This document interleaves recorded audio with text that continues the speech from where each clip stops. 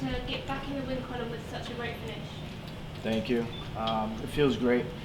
I'm a true believer in you're only as good as your last fight, and I'm very pleased with my performance to have that as my last performance. To also make a statement, I'd like to have the opportunity to get another crack at top 10 level fighters. So I hope with that performance I'm able to prove that I belong in the top 10 eventually.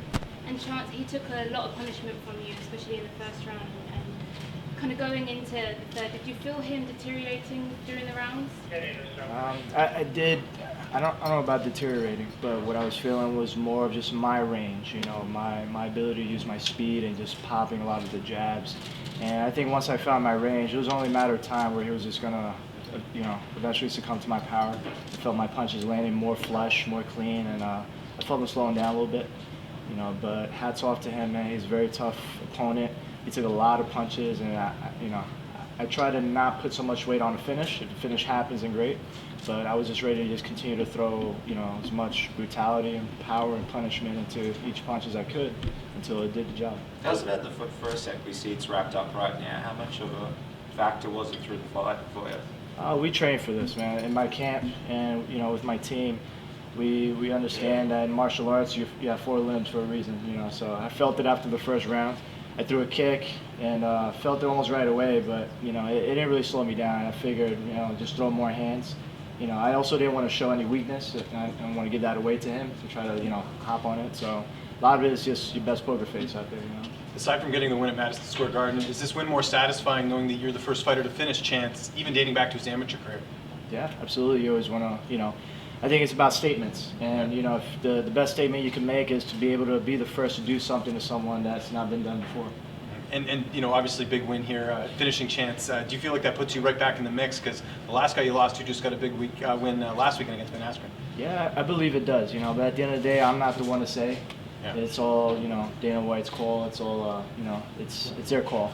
I keep my head down, keep my blinders on, and I just keep doing my job and try to do the best that I can, show great performance like that, try to finish every opponent until I'm given a good opportunity. I'm hoping one day, eventually, I do get a crack at the top 10 again. And how did it feel getting to have this fight week with your teammates Shane and Julio as well? Like, it must have added a lot more to this week. Oh, absolutely. It's such a statement personally for me, within my team, because it's freaking cool to have 2 of your brothers fighting alongside with you. Not just that, but at UFC, at MSG, at the just how intense it is tonight with the people that we have present in the audience today. It's always a lot of it is just energy. There's a lot of energy, a lot of intensity, to the room when the 3 of us are out there together. Julio had a close fight. Did you get a chance to watch that at all, or did you try to stay out of that so you could focus on yourself? I was warming up and one eye warming up, the other eye trying to keep an eye on him. It's tough, man, because you love your brothers and my heart went out for him, but it's hard too because I was up next. So I was doing my best to just stay focused. I heard the outcome of the fight. So this is what we signed up for. And I always wish my brothers the best. But it was really hard to go out there. If anything, after his loss, it kind of motivated me. I was like, man, I got to get that win for him, man. So it could have motivated me one of 2 ways. Either you came back with the win and just felt that energy, or you feel bad for your brother. You want to go out there and avenge that win for him. Because you're brothers, is Shane gonna watch your finish and try to outdo you and talk a little trash to you in the gym on Monday? Of course, he gets competitive that way. Yeah, I'd expect no less. But that's great, man. I want him to do his best. Shane's on the climb right now. Julio's on the climb. My whole team is. So we only want the best for each other. So I'm definitely rooting for him and hoping he puts out a performance of the night, which I think he will. Lyman, you mentioned confidence after the fight. How'd you sense your confidence growing in this particular fight as you were landing shots?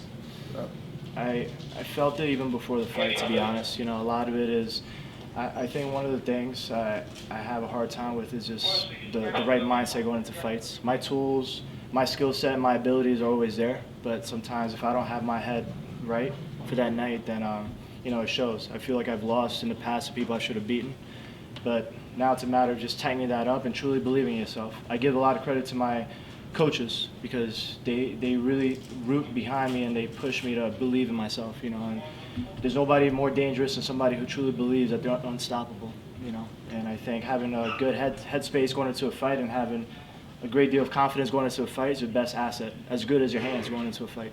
Who are some of the losses you think you should have won? I don't want to name names, you know. I just know in my heart, you know, I know, like, you know, people say, oh, that was a close fight, you should have won.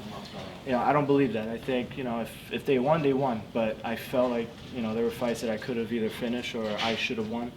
You know, not based on the judges. I mean, fights that I should have won myself, you know. But now, you know, that's behind me. That's part of my journey, my process to now build that level of confidence to go out there and just be the best version of myself. What about that rematch against Ben Askren? That was a close fight in Bellator back in the day. There you go. That's one of the fights we're talking about. You know, but whatever path Dana White sets me on, that's the path I go in, and I'm just gonna, you know, focus on one opponent at a time, and you know, basically pound my way up to the top 10 eventually. You know, I'm here to show that as long as I've been fighting, I still have the ability to make it to the top level. You know, and I belong up there, you know, amongst the top 10. What's ahead for you? Sorry? What's ahead for you? Now that the fight's over, you got some time now. What are we doing? Just recouping and waiting for the next fight? Recovering, and then, yeah, going to the next fight. But before that, it's just going back to the, you know, back to camp. Because really, now that we found a good recipe for a way to get me out there and just like shine with my hands and just be, you know, confident and strong.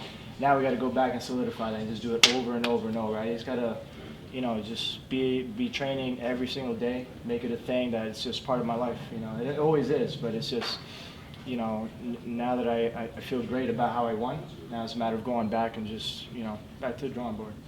Any idea what the injury on the foot is? Have you guys sort of had a bit of a look at it in the back, sort of thrown around some ideas? It's just a scratch. I don't know. It's got swollen. I don't know. I don't think it's broken. I know I've broken enough bones in my lifetime to know the difference, but it'll be fine. You know, I'll heal up from it, put some ice on it, and then back to training. When do you think you'd like to get back in there again? As soon as I'm able to start kicking again. You know, as long as I can put weight on it, which should be soon. I don't think it's a big injury, but as soon as early 2020. I'm looking for 2020 to be a very busy and very successful one for me. Lyman, you said that you felt like you weren't in the right headspace previously. What was the difference for this fight? Was it maybe sports psychologist? Anything you did differently that you felt more in the headspace for this one? I did. You know, I want to keep that to myself, more private. But there were some things that I've done. But, you know, half of it is that, again, you know, credit really goes to my coaches because they've really just, you know, they've been very consistent, very persistent with me, you know, believe in my abilities, you know. And sometimes people, I'm a very stubborn person, it's very stubborn nature, so it took a while, but he's just kept on, and my coaches just know how to talk to me, how to get in my head. And I feel like it's clicked, and like I said, you know, I got a good head now. I'm ready to go out there and dominate. When I talked to him, he said, you know, like I told you, the media did that. He said he felt he could take it down whenever he wanted. When he tried those first few times and couldn't get it done, did you feel like an emotional, a physical break in him because he wasn't able to do what he thought he was going to do for the start of the fight? I think a very strong suit of a fighter is their confidence, and when they can't do the one thing that they're trying to do in order to win the fight, it takes away from their confidence. You know, and once you're able to kind of put a blemish in that confidence, it's a matter of just, you know, you start overwhelming them. And I think when they know they can't do what their coaches are telling them to do, then that's it. You know, their confidence starts to diminish. All right. Thank you very much. I might just grab a quick